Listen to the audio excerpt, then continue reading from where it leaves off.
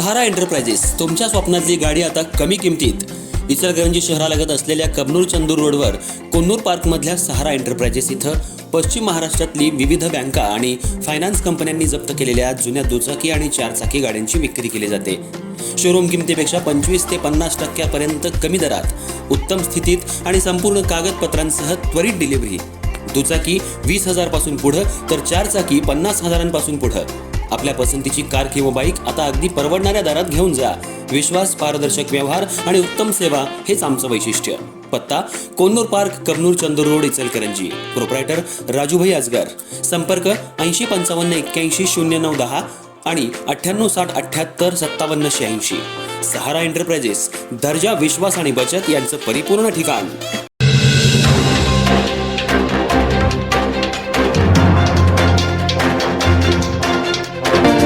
इचलकरंजी शहरातील कापड व्यापारात तब्बल 42,32,000चा अपहार केल्याप्रकरणी गावभाग पोलीस ठाण्यात तिघांविरोधात गुन्हा दाखल करण्यात आलाय.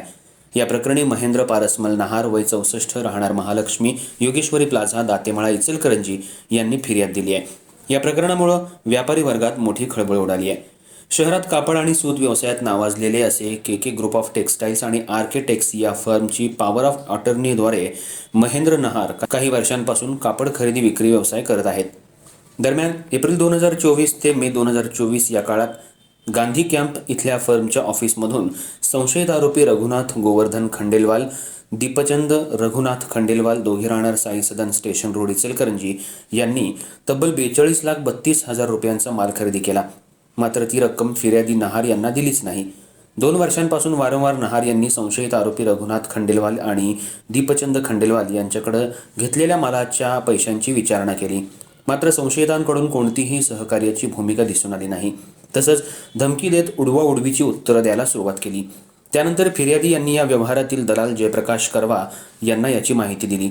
मात्र त्यांच्याकडून देखील ठोस असं उत्तर न मिळाल्यानं अखेर काल महेंद्र नहार यांनी गावभाग पोलीस ठाणं गाठलं आणि रघुनाथ गोवर्धन खंडेलवाल, दीपचंद रघुनाथ खंडेलवाल आणि दलाल जयप्रकाश करवा यांच्या विरोधात गावभाग पोलीस ठाण्यात तक्रार दिली. त्यानुसार गावभाग पोलिसांनी माहितीची खातरजमा करून तिघांवर फसवणुकीचा गुन्हा दाखल केला असून आज त्यांना न्यायालयात हजर केलं असता न्यायालयानं 2 दिवसांची पोलीस कोठडी सुनावली आहे. या प्रकरणी पुढील तपास गावभाग पोलीस ठाण्याचे पोलीस उपनिरीक्षक गोविंद कोळेकर करतायत.